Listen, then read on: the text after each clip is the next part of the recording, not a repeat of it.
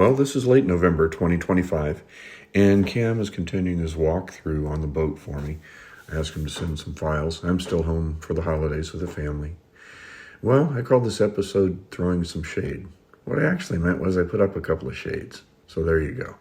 Now we're starting to work some of the finished details, but there's still so much to do. So this is kind of the progress since I've gone home. And you see a lot of these things are kind of the same. The forward lav is still pretty much completed. Here I'm starting to work on the wiring. In the cuddy, we've got the ceilings almost completed. I need to finish those when I come back. But we've got all the walls in and all the wiring set up there. And then, if you look through the kitchen areas, I've got the flooring in and still just trying to scope out what I need to do when I get back in the spring. Here, Cam's continuing out the knuckle door onto the back deck. And you can see we've got the whale tail mounted, at least preliminarily, for fit. We'll have to tear that back off to finish the decks and do the final mounting, those sorts of things. We've made a lot of progress on the railing, so you can see where some of the rear railing is placed up. That'll have to come back off again for final welding and then powder coat. While it's off, we'll put the reflex on the decks and then put the completed railing back on the boat. You can see we've got the structure for the party top pretty well completed. We had to put some side structures and things that I'm not real crazy about, but they've got to be there. It's got to be sturdy, got to be safe. And we did try to pick up the same angle. You see where the bill above the cabin kind of rounds off. We did the same thing on the top, on the party top. That top will contain 2,000 watts of solar power and some speakers and Starlink and that sort of thing. So it's mid-March, and I'm on the road again, headed back east. This is across New Mexico in these sections, out Highway 40. And got a lot more lucky with the weather this year. Last year I was dodging tornadoes, and this year it's really been pretty moderate. So here's just a couple of clips on the trip. One of Kevin's favorite places, the Blue Hole.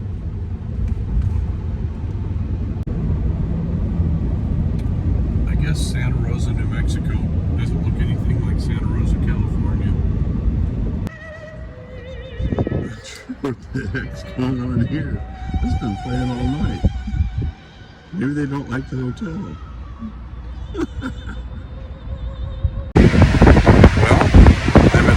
Toto wants to end up someday. Springfield, Missouri. Boy, times are really kind of different. Look at that. $469.9 for diesel at Buc-ee's. In the past, that was about $308, I think, is the last price I paid. So, yeah, prices are definitely up everywhere. Well, I figured out I may as well get a little bit political in this. And so regard to trucks, you have Ford, Chevy, and Ram. I'm a Ram guy. There you go. I just want to say I've been really happy with this truck. It's a 3500 with the Cummins diesel and the Aisin trans. It's a 2014. It's 2026. And this thing on this trip across the country, four-wheel drive, mega cab, and it got 24.5 miles a gallon. And look at this. When I filled up just before I got back to Indiana, 700 miles of range. Wow, that's amazing for something this big, and it's pretty comfortable. Hey, well, been back at the plant now for about a week, and we've got some things going on, so just thought I'd give a quick overview. Took me a little bit of time to find out where I left everything and what was done while I was gone. So well, I'm back in the plant. Thought I'd try to take some completely unflattering pictures. But what we're working on now is electrical system. I've got most of the things wired up. There's finish work to do, but what I'm trying to do now is get the batteries hooked up for the first time so I can test out all the systems and start working on the battery rather than being plugged in like I have been. So we'll see some more. Most of the major hubs are set in. Then I still got the stereo and amplifiers to work on. But then here's 2 of the 4 batteries, so I got a couple more of those coming. Well, they're here. I just have to put them in here. Okay, well there she is. The first battery's connected. No fuse, switches off. But what I'm trying to figure out here is that opening there is coming from the fuse panel, the main electrical panel, and that one wire that's dangling down is the Servo GX display. The Servo GX is sitting on top of the battery there. I'm waiting for a surface mount box to come in so I can put that together. I'm trying to figure out what the best way of routing those wires is. Still got the speakers to go, or all of the stereo system to go here. So I've got some RCA cables that will need to run to the head unit, and then speakers that need to run throughout the boat. The speakers are wired up top, but they need to come down here. And over there, that's a controller for the speakers all have lights in them that are controllable, and that's the unit over there. I'm using the Garmin switch on this vessel. It's located under the helm. And I've got several high-powered applications in the engine compartment, like the underwater lights, the blowers, and the fume detection system, that I need to grab some power back there. So what I'm doing here is just looking at some relays. I'm going to run trigger lines from the helm back to the engine compartment and then pick up the power in the engine compartment. I think that'll be the cleanest way to go. Yeah. Oh, yeah, you got your winter coat on, don't you? Oh, yeah. Well, we're working through the railings today, setting up one of the interior, and got some of the additional kitchen cabinets. These aren't installed yet. I just placed those in place, and then those will go up overhead. So getting more of the kitchen cabinets in, getting closer there. And we got a couple of the bedroom cabinets. We got the nightstands, and there's a queen size bed that'll fit in between those. And then two base cabinets here, and there's overhead hanging lockers go above those. So we're getting more stuff, getting closer every day. Well, and as much as you try to plan for these things, you run into little discrepancies. Yeah, we'd figured these for 36-inch cabinets, bring them all the way over to the wall here, which would have worked fine, except got a floor hatch I need to get into. That's where all the water pump and sump for the rear bathroom is. So I'm gonna have to change that cabinet to a 28-inch. I'll leave the overhead locker, I think, at 36. That way you can still get under it, but and maintain some storage. And then, also, we thought about this, but it's going to be rough getting that air conditioning ducting. I need to get it into that corner so that I can run it up out there. It's going to be almost impossible to get it into my overhead cabinet here. So maybe I'm just going to end up with one duct.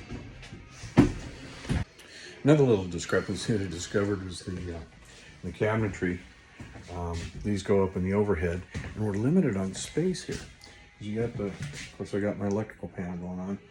These blinds needs to come over the end of the window, and those are pretty reasonably priced. If you get a custom one that's just a couple inches shorter, it'll cost me hundreds of dollars just for the blind. So what ends up happening, I'm going to have a spice rack kind of thing that comes down in the end here, but these overhead cabinets need to go up. And unfortunately, what that means, I'm going to center them on this window, which means this comes over here, which means that door is going to kind of interfere with the microwave.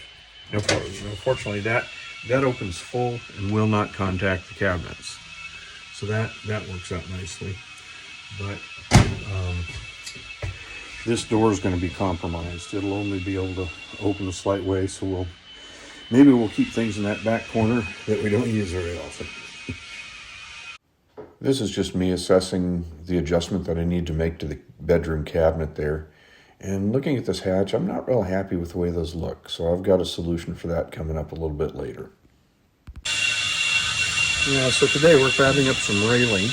And what we've added to the front end here, these rails here. Figure that'll be handy if people are getting on the boat. You got something to grab onto, can hang fenders off of it if I need to, and it adds some stabilization.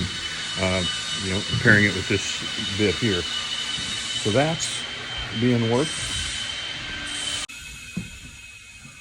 And inside here, working on the railing, using a similar design, and actually the same design as the other, so that we have a trip railing and a handrail here going down the stairs. Okay, well today we got the rail framed up inside. Looks nice and clean.